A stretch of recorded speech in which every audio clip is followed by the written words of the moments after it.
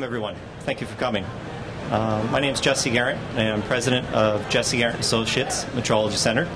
Our company offers industrial CT scanning services, and I'm here today to give you an introduction to the world of CT. First, I'm going to be describing the different analysis and inspections that are completed with CT datasets and how industrial CT scanning benefits various industries. I'd like to begin with a brief outline of the talk today. I'll start with an explanation of the more popular metrology devices and inspection techniques in industry. Then I'll explain what industrial CT scanning is, highlighting some of the key advantages and quickly explaining the main types of CT scanners. I will then go through various inspection analysis using CT scanning. Here we categorize metrology and inspection devices in a few categories by tactical devices, devices that measure externally, and devices that give internal information. The most common and widespread tactical device would be the CMM, typically used in medical and inspection technology. The CMM typically has precision in the micron range, although some machines do have nanometer precision. The disadvantage to CMM is that the object needs to be fixtured various times in order to measure the entire part. This process can become quite difficult for parts due to stress induced along with external clamping forces. In addition, full metrology on parts using CMM can often take days or weeks to complete because each measurement needs to be performed and programmed to complete the process. Vision systems are growing in popularity with their ease of use, accuracy within the micron range, and easy translation into 3D prints. Vision systems are very good at giving external data. Where vision systems lack is that the geometry must be within the line of sight. Therefore, internal geometry and complex components cannot be scanned out of line of sight. Without the use of destructive testing, there are a few different ways to see inside a part. 2D and oblique X-rays are commonly used to see internal geometry, fit of the components, and porosity for plastics and metal castings. Acoustic and ultrasound scanning is heavily used for electronics to find defects such as delaminating, voids, cracks within circuit boards, and other electronic components. These internal imaging techniques are limited on the 3D metrology that can be performed. Industrial computed tomography offers full metrology, both external and internal features. What is industrial CT scanning?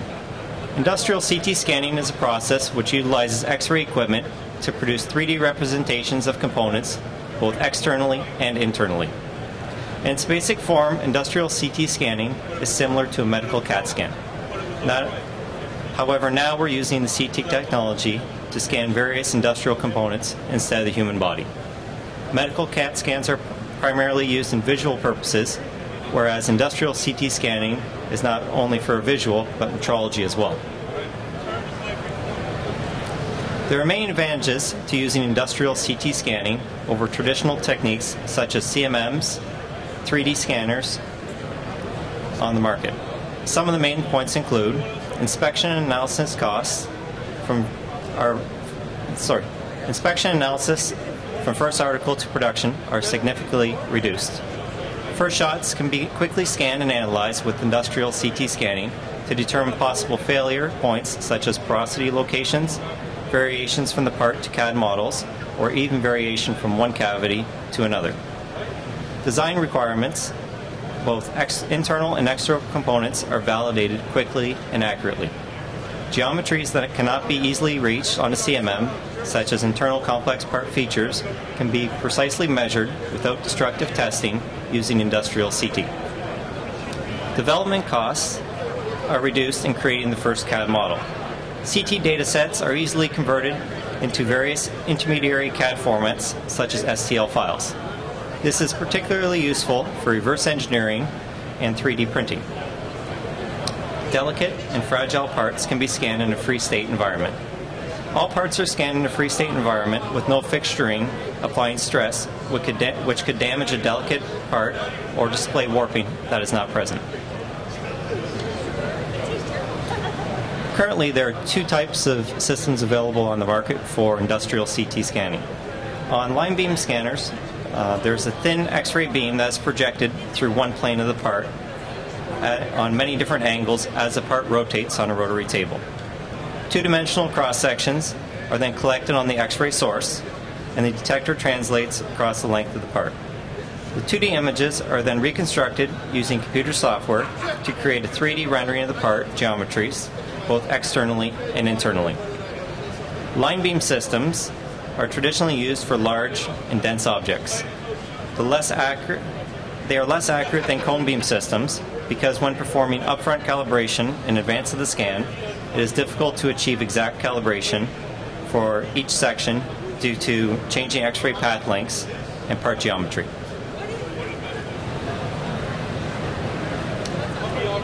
For cone beam systems, during the CT scan, the part is placed on a rotary table. Note that there is no fixturing required. As the part rotates, the cone of X-rays produce about 1,300 2D images, which is collected on the detector shown at the right. The 2D images are then processed to create a 3D rendering of the external and internal geometries of the part. For this example, the component is made of one material. The projection shown on the detector displays how different grayscale values are given depending on the distance of the path length and the X-ray that needs to penetrate through.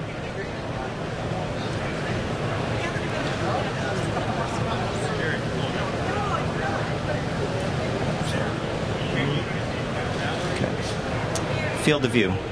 Given a cylindrical object, the position within the field of view becomes critical to obtain the best resolution. The scan window for a part changes based on its location between the X-ray source and the detector. A part placed close to the X-ray source, shown here in blue, will project onto the detector using a maximum number of pixels, thus having the maximum magnification and best resolution. In contrast, the part placed close to the detector, shown in red, will use less pixels and have the minimum magnification and poor resolution. For line beam systems, sometimes there's an option to run offset scanning as well. This is not an option when scanning with cone beam systems. The object is positioned slightly outside the field of view, where the center of rotation is still positioned inside the fan beam. The object is then rotated 360 degrees, and rebinning is used to create the missing data. The advantage is that this system can scan a part between 1.5 and 1.9 times larger than the field of view, but scan time is significantly increased. The density and size of materials plays a large role since X-rays need to penetrate the material. Cone beam scanners use lower energies in order to keep the focal size down for greater resolution. Cone beam scanners typically have a limit of around 320 kV. Larger components and higher density materials require higher energies in order for the X-rays to penetrate the material. Therefore, a line beam scanner is ideal since it uses higher energies. Line beam scanners typically range from 450 kV to 16 MeV.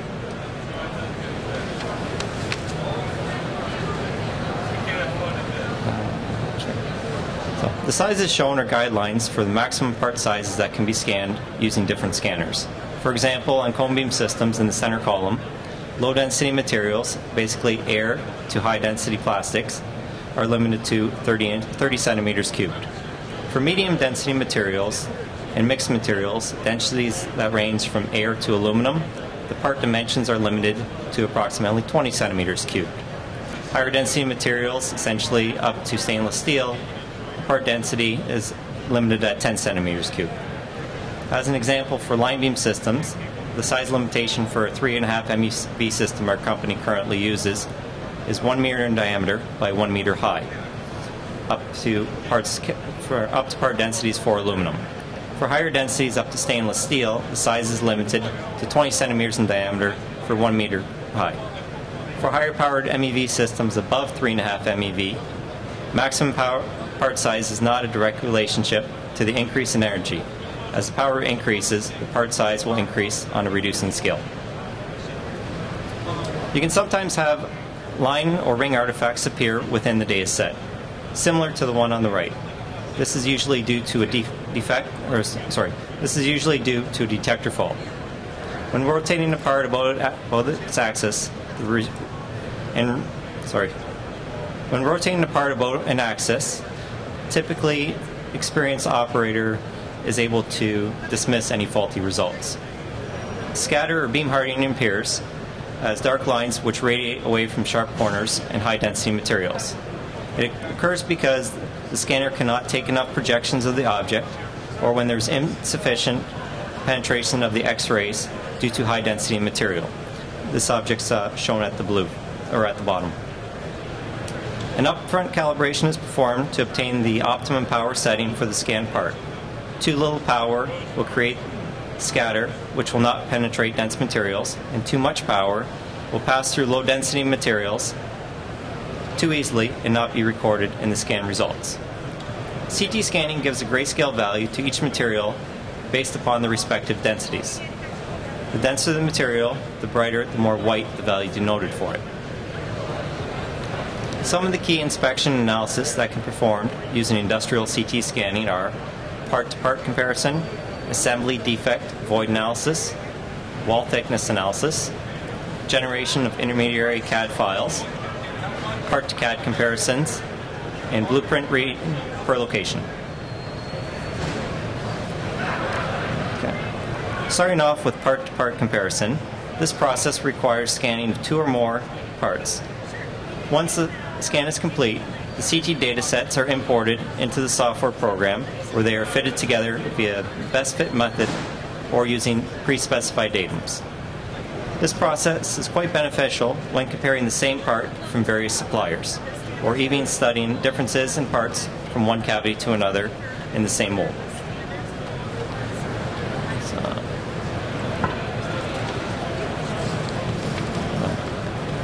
For this example, we have some disposable shot glasses. The mold for these shot glasses utilizes multiple cavities. Once the scans are complete, both the CT datasets are imported into the software and fitted together.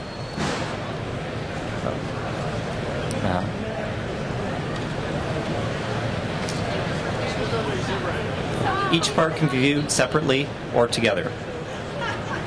When viewing the analysis, the surface color map shows the deviations from one part to another.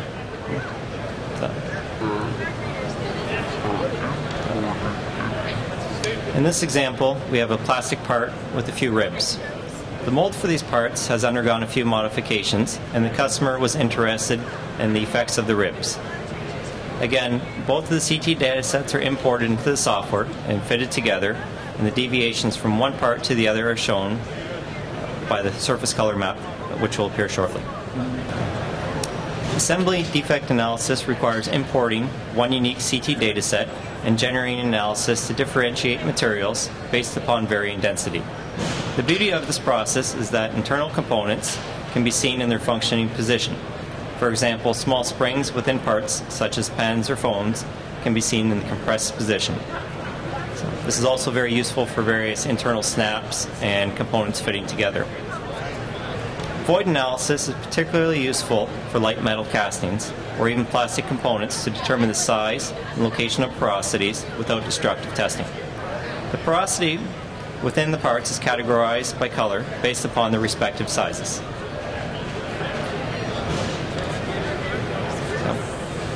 In this example of a blood glucose meter, for this component we are interested in seeing how the internal parts are assembled together without taking the device apart. CT scanning is an ideal way for visually seeing the internal components. As stated previously, CT scanning gives a grayscale value to each material based upon their respective densities. The denser the material, the brighter, the more white the value denoted for it. In this example, the casing can be removed since the density of the casing is different than that of the internal circuits. Another way to view the internal circuits is also to slice through in 2D cross-sections. This is an example of a plastic component with ribs. Injection molds and castings are prone to porosity due to cooling processes or transitions between thick and thin walls. Traditionally, to determine the porosity in 3D would require destructive testing. CT scanning can determine the locations and sizes of voids without damage.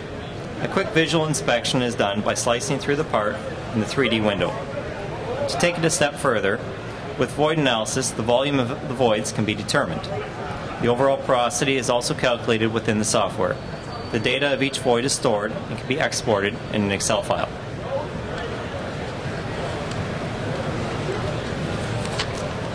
Wall thickness analysis. Wall thickness analysis uses one unique CT dataset and generates an analysis to identify areas of inconsistent thickness when comparing to predetermined sizes. Basically, a scale of wall thickness is set between thicknesses X and Y. Then the component is color-coded based on this scale. Wall thickness analysis is beneficial for plastic bottles or even parts such as impellers or radiators.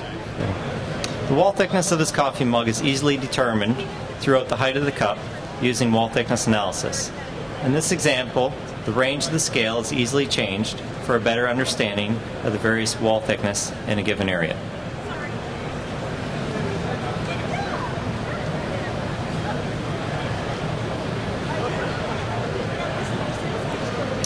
For medical applications, getting into packaging, wall thickness analysis becomes extremely useful in that area. Generation of intermediary CAD files. Particularly useful in reverse engineering applications and product development, a CAD file can be generated from a CT dataset.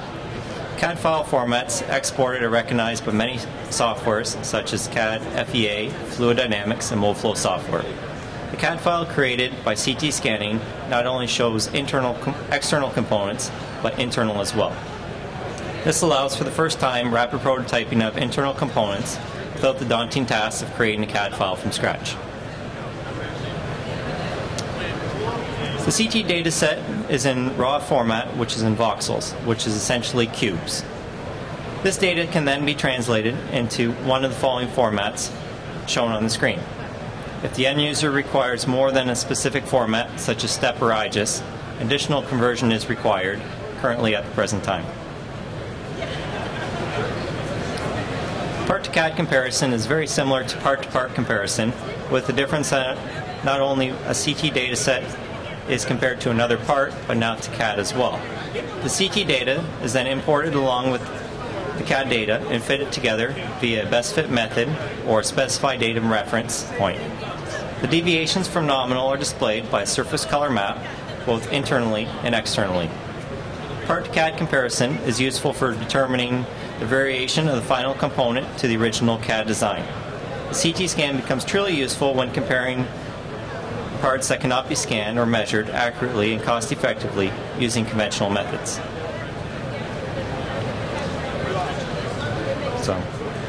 This is an example of a reflector. Once the two data sets are imported into the software, they are fitted together and deviations from nominal are displayed on a surface color map. The data sets can be sliced to give 2D outlines of the surface deviation. Depending on the client's recommendation, the data sets can be altered based off GD&T specified points. Here we have a throttle body that we did a part-to-CAD comparison. When viewing the analysis, the surface color map shows the deviations from one part to another. You can also click on any region and the amount of deviation will be displayed. In addition, we can start walking through cross-sectional slices to not only see external for line of sight, but also internal as well.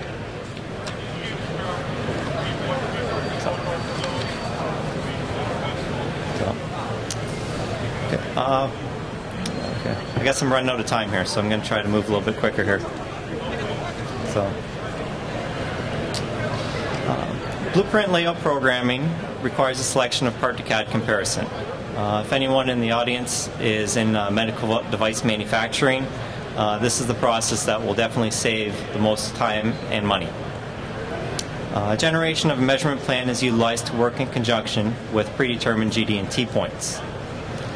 Once a measurement plan is created, it may be utilized for the same component given multiple scans. For example, if you have 100 parts that need to be tested against a GD&T print, then only one measurement needs to be created and can be implemented on each of the 100 scanned parts. A new plan is not necessary for the 100 parts.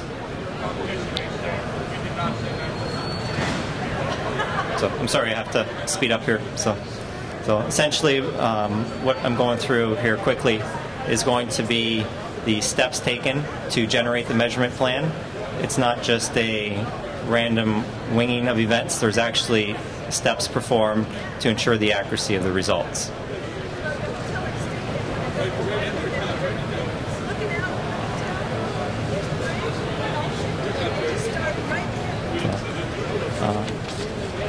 Using the CT dataset, GD&T for gears can be completed using CT gear metrology software. This software allows for metrology of gears, giving the extensive determination of gear tooth geometry, such as tooth-to-tooth comparison, total comparable error, test radius, and run-out. This technique can not only be used for external gears and threads, but internal as well. Industrial CT scanning is a non-destructive testing process which utilizes X-ray equipment to produce 3D representations of components, both externally and internally. Two types of CT scanners are currently used in industry. They are line beam and cone beam systems. Scan times for cone beam systems typically range between 1 to 4 hours, and scan time for line beam systems range from 1 to 24 hours plus. Industrial CT scanning is quite beneficial and cost-effective for pre-production, first article inspection, and failure analysis in production. Thank you very much for attending the presentation.